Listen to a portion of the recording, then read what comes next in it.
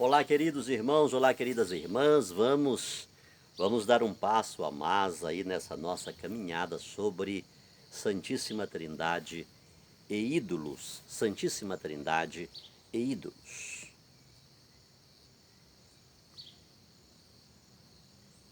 Claro que no meio de tudo isso estou também falando sobre Maria Santíssima, estou falando sobre o colégio apostólico, ok, queridos? Bem, já foi dito, até a partir do número 233 do Catecismo da Igreja Católica, que a Santíssima Trindade é o mistério dos mistérios, é a luz que tudo ilumina. Ok? Hoje, domingo, 17 horas e 32 minutos. Provavelmente amanhã eu não tenho como gravar, tá bom? Mas vamos lá, vamos ver o que é que a gente consegue adiantar. Eu dizia que a promessa não é incondicional, tá? E por favor, queridos, por favor, tá? Você tenta organizar o que estou dizendo, porque tudo que falo eu anoto nesses pedaços de papel, e assim que eu termino, eu simplesmente faço isso e jogo tudo fora. Tá bom? Fiz onde não deveria fazer, mas é o que eu faço, tá bom? Então vá organizando aí, porque depois eu não tenho muito como recuperar, tá bom? Mas eu dizia que a promessa, ela não é incondicional. A promessa não é incondicional, e também falei que o templo é o coração de Israel, o templo era o coração de Israel, porque guardava o que Israel possuía de mais valioso e sagrado, que era a Arca da Aliança. Após os 70 anos do cativeiro, sabemos que Israel, o rei Ciro, decretou a libertação, a repatriação do povo hebreu, deu condições, né?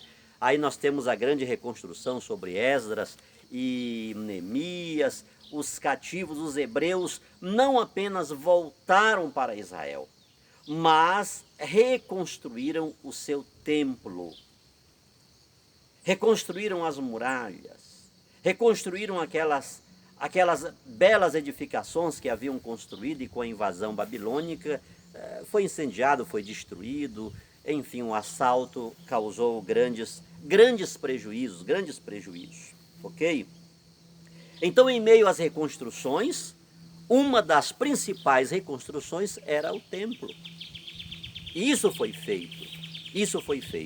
Todavia, queridos, naquele novo templo, naquela nova edificação, no lugar chamado Santo dos Santos, não mais estava a arca. No Santo dos Santos não estava mais a arca, que era o coração, o centro que tornava o templo sagrado e, por sua vez, sacralizava todo o país, toda a nação, todo o povo de Israel. Isto aqui também é uma lição enorme para nós. Lá em Apocalipse 2:10 lemos: guarda bem o que tens, para que ninguém tome a tua coroa. Guarda bem o que tens, para que ninguém tome a tua coroa. Queridos, muitas das vezes, os ataques que sofremos, sobretudo nas mãos inimigas, são de tal magnitude que roubam-nos, subtraem-nos. Eles não roubaram a arca. O profeta Jeremias, naquela invasão de 586, ele escondeu-a em uma gruta, lacrou, e ninguém soube onde estava o esconderijo daquela arca para poupá-la. Mas veja bem que o novo templo, e haviam promessas grandiosas para aquela segunda edificação, queridos, no Santo dos Santos, e o Santo dos Santos, o lugar mais interno do templo, era o lugar mais sagrado. Já falei que lá o sumo sacerdote entrava uma vez por ano. O novo edifício, no seu Santo dos Santos, não tinha mais a Arca da Aliança. Olha aqui uma grande lição para todos nós. Ou seja, o templo não era mais o mesmo. Estava faltando algo de capital importância, e depois veremos isso. A importância da arca para o culto de Israel, para as vitórias israelitas. Quando o povo de Deus atravessou o Jordão, ela ia à frente, ela precedia o povo. Quando da conquista de Jericó, depois veremos isso com mais vagar, mas veja bem quantos assaltos, quantas tomadas o demônio faz em nossa vida, e ele retira coisas essenciais, coisas fundamentais. E para que isso não aconteça na nossa vida, na nossa história, é necessário que, tal como Deus falou a Israel e fala para cada um de nós, existe uma condicional: se obedecerdes a minha palavra. Se obedecerdes a minha aliança, o meu pacto, que estabeleci com vocês, e vocês disseram sim. Conforme tudo Deus te falou, é sim que nós dizemos. Estamos assinando embaixo, estamos dando a nossa palavra. Então essa condicional, já falei, queridos, isso tudo é um grande roteiro para a nossa vida em todas as instâncias. Não tem como um funcionário permanecer numa empresa, não há como um funcionário permanecer numa empresa se ele não encaixar-se nos critérios da empresa. Se ele não cumprir sua parte no trato, no pacto, no seu contrato de admissão. Isto vale para tudo. Como um casal pode permanecer se um dos cônjuges quebra a sua parte no pacto? Então tomemos isso para a nossa vida, queridos, porque muitas das vezes, de várias maneiras, o inimigo, ele subtrai da nossa vida coisas essenciais. Quando perdemos a essência da nossa vida, queridos, quando perdemos aquilo que temos de mais sagrado, você pode fazer botox, você pode ir para o melhor salão de beleza, você pode colocar a melhor maquiagem, você pode externamente estar até deslumbrante, mas você mesmo sabe que está lhe faltando algo, e esse algo faltou em Israel, no templo de Israel. O Santo dos Santos não tinha mais a Arca da Aliança. Era o sinal da presença de Deus.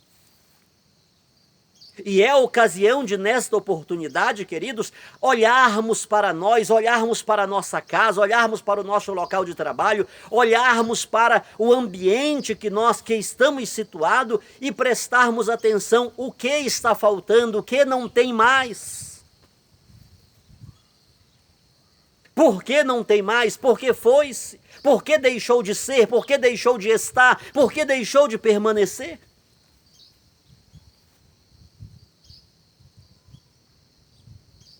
Quantas vezes construímos uma casa bonita, quantas das vezes temos um carro bom, quantas das vezes temos um salário bom, temos um emprego bom, temos uma função de chefia, mas está faltando algo, não tem mais esse algo, queridos. E lá em Apocalipse, repito, me vem uma advertência para todos nós: guarda bem o que tens, para que ninguém tome a tua coroa. Muito, muito, muito cuidado, queridos.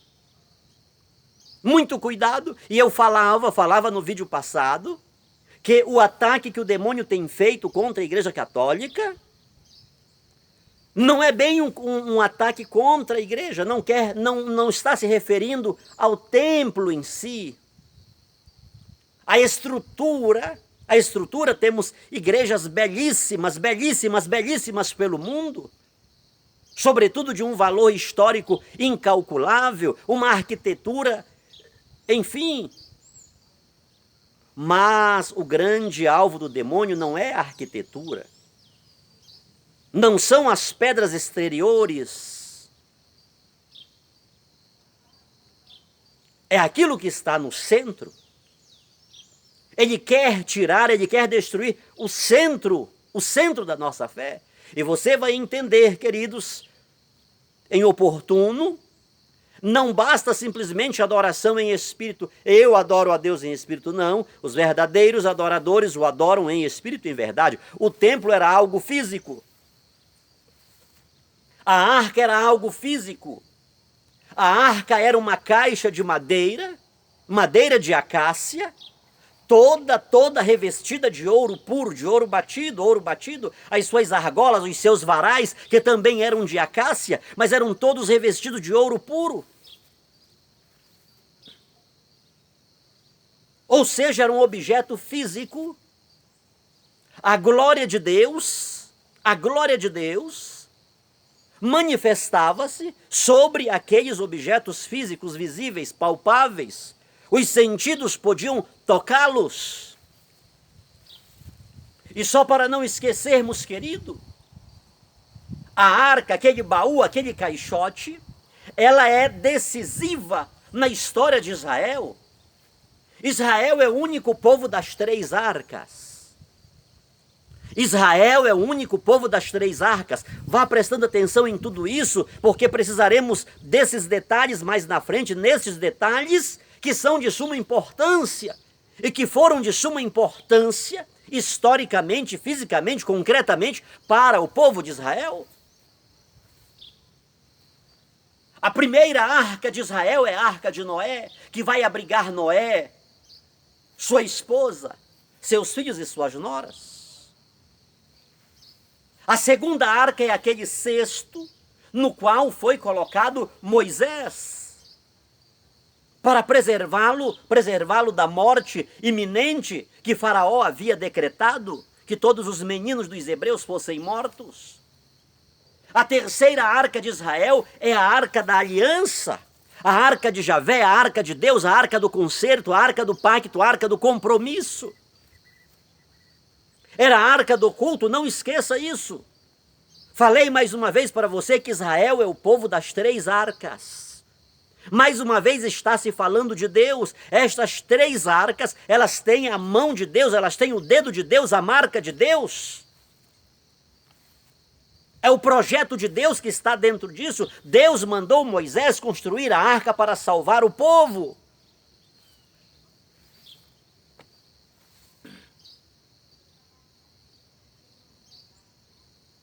A arca de Moisés foi uma arca de salvação. A filha do faraó viu aquela arca que estava navegando sobre aquele rio no meio dos juncos e mandou buscá-la. A arca da aliança foi também uma arca que Deus mandou Moisés construir. E não esqueça, querido, que todas as arcas têm uma só finalidade: salvação. O que estou dizendo com isto? Que a salvação passa pela arca.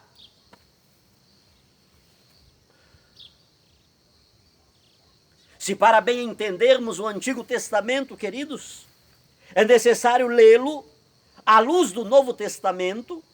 Obviamente, estas arcas, elas são prefigurativas, ou seja, a arca não é facultativa. A salvação passa pela arca e é necessário que isto esteja diante de nós e é necessário que nós perguntemos a nós mesmos: será que na minha casa tem uma arca? Repito-me. Não basta dar a isto uma conotação metafísica e espiritual. E veremos isto.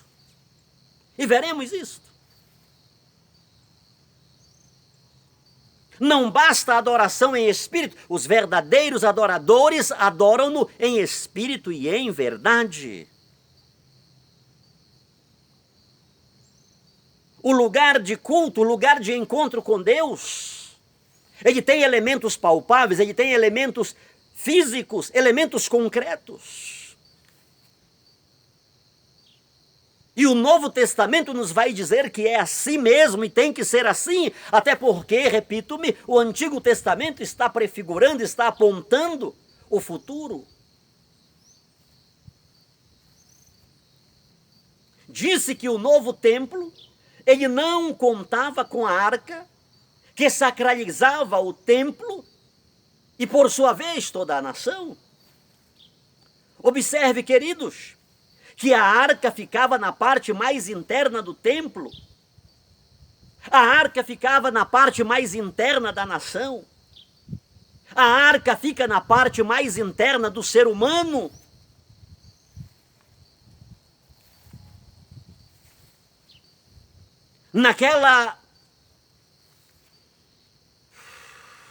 Naquele comentário filosófico que fiz sobre Sócrates, ele disse que o homem precisa entrar para dentro de si. E quando entra para dentro de si, ele vai encontrar Deus. E só depois que ele encontra Deus dentro de si, ele vai encontrar Deus ao redor de si e acima de si. Este ponto é de fundamental importância, queridos. Este ponto é de fundamental importância. Não podemos desprezá-lo. Não podemos rechaçá-lo, não podemos ignorá-lo.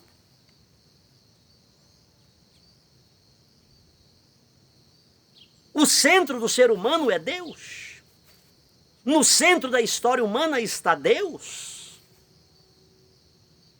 E o ser humano, ele é sagrado. E veja e observe a grande luta que se tem levantado contra o ser humano nos 4 cantos da terra. Um exemplo disso, o coronavírus. Este vírus que foi produzido em 2019. O que é isso, queridos? O que estamos vivendo no Brasil hoje, por exemplo? A nossa safra de soja, o óleo de cozinha que a gente comprava aí de 3, 4 reais, veja o absurdo que está, e quase que tudo.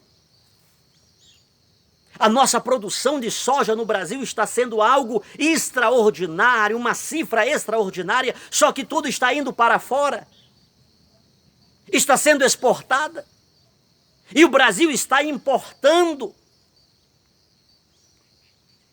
Comprando mais barato. É tudo um jogo de capital. É um jogo de lucro. Ou seja, não me importa quem não possa usar esse óleo de cozinha. Não importa. Nós precisamos ganhar. Não importa quem vai morrer.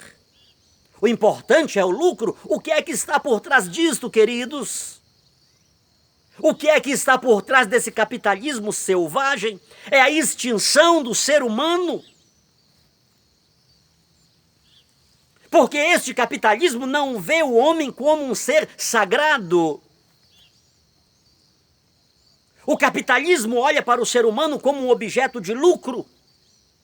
A rainha de Sabá chegou lá no reino de Salomão, no palácio real, e ficou admirada de ver como os servos de Salomão, os criados, os copeiros, como eram tratados. Ela ficou, não é bem inveja, ela admirou o traje daquelas pessoas, a maneira como aquelas pessoas se comportavam, e dizia: bendito seja Deus, porque vocês estão diante dessa sabedoria todos os dias. Hoje as empresas, elas querem lucrar em cima do ser humano, mas não querem corresponder, não querem dar aquela ferramenta humana de trabalho, e muitas das vezes forçado, que ganha um salário miserável, que não é recompensado dignamente.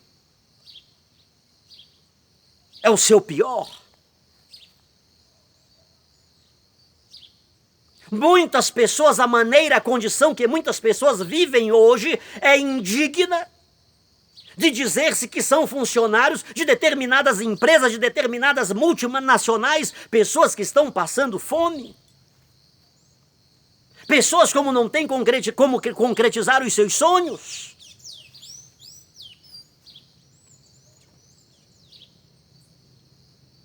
É preciso, a arca estava no lugar mais sagrado, no lugar mais interno do templo. A arca estava no lugar mais sagrado, no lugar mais central, mais importante da nação de Israel. E o mesmo acontece conosco ao olharmos para dentro de nós. Deus falava de sobre a arca do meio dos querubins, onde manifestava-se a Shekinah da glória de Deus. Quando olhamos para nós, quando olhamos para o nosso centro, queridos, vamos encontrar Deus. Repito, o ser humano é um ser sagrado. E isto precisa ser olhado, e quando não olhamos o homem como um ser sagrado, nós o eliminamos com muita facilidade. Nós não vemos nele algo transcendente. Não vemos nele algo que ultrapasse os limites da física. Não vemos nele algo que possa ser valorizado. E qual é a história empresarial hoje? Se você não quer esta vaga, tem 100, tem 1000, tem 10.000 que quer. Você tem que se ajustar a este cárcere, a esta opressão, a este Egito. Não deixa de ser um estágio de Egito. E o que é pior, queridos, e o que é pior? Muitas pessoas fazem de tudo para não perder aquela oportunidade. Submetem-se, sujeitam-se àquilo. Sujeitam-se àquilo. Então aqui está algo importante para cada um de nós. Está algo importante para cada um de nós. Muitas das vezes tiramos nós mesmos, tiramos do nosso centro aquilo que temos de mais importante. Deus não é necessário na minha vida. O que disse no vídeo passado? O Egito e Babilônia lutaram contra um Deus estranho, mas Israel lutou contra o seu próprio Deus. O próprio povo de Israel lutou contra o seu próprio Deus, e muitas das vezes isso nós também fazemos. Nós mesmos eliminamos Deus da nossa vida, do centro da nossa vida, do centro da nossa história, do centro da nossa casa, do centro do nosso local de trabalho. Ele não é importante. Eu resolvo sozinho. Eu tenho dinheiro suficiente, tenho saúde suficiente, tenho emprego suficiente. Tenho uma família suficiente. Os meus finais de semana e os meus feriados são suficientes para a minha diversão. Eu não preciso nada além. Eu tenho um bom plano de saúde.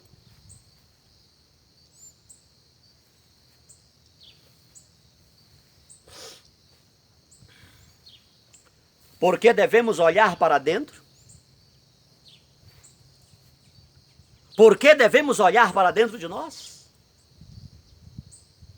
Olhando para dentro de nós, quem encontramos no centro da nossa vida? Qual é o centro da nossa vida?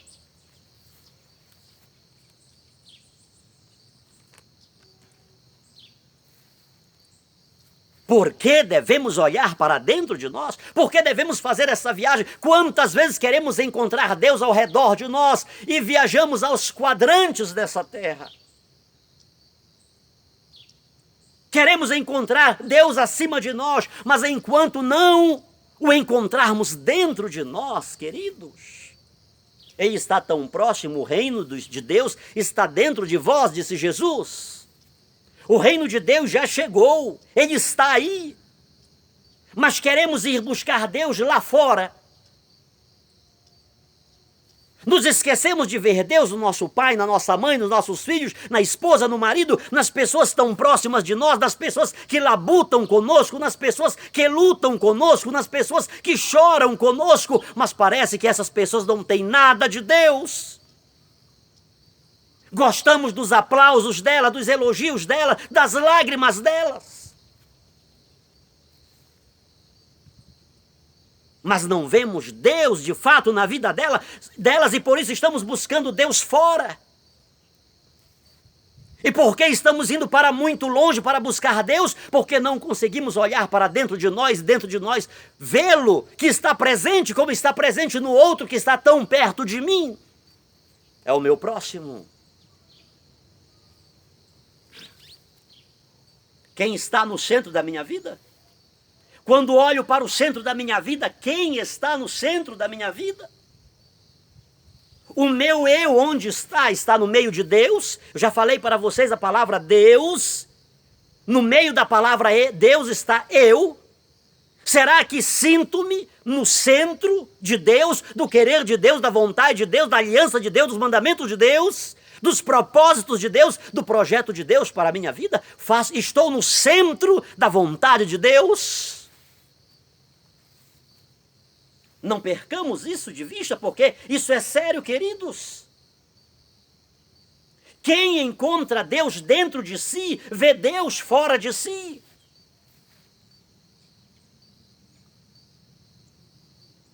Quando não conseguimos ver Deus em nada que está no nosso exterior, ao nosso redor e acima de nós, é porque não encontramos ainda Deus dentro de nós. E isto é fundamental. Se os teus olhos forem bons, todo o teu corpo terá luz.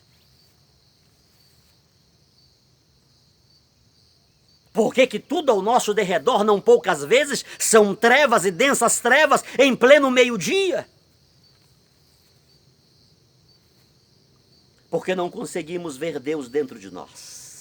E isto é sério, queridos, isto é sério. Não conseguimos ver Deus na nossa casa, no nosso local de trabalho, no trânsito, em nada vemos Deus.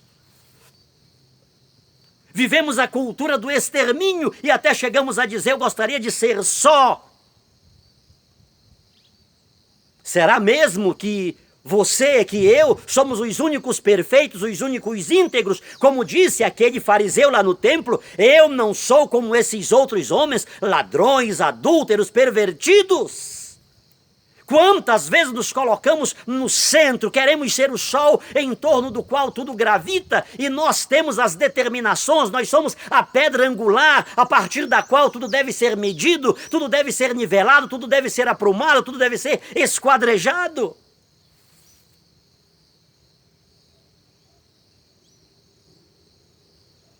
Isto é sério, queridos?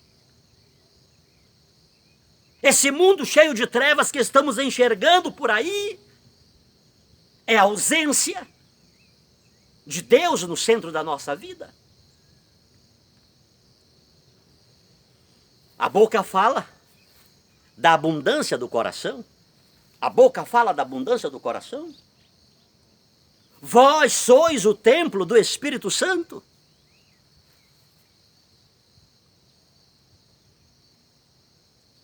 Temos um exemplo parabólico contado por Jesus, o filho pródigo que saiu da casa do pai, ele precisou voltar para a casa do pai, para dentro da casa do pai. É dentro da casa do pai que encontramos a realização da nossa vida.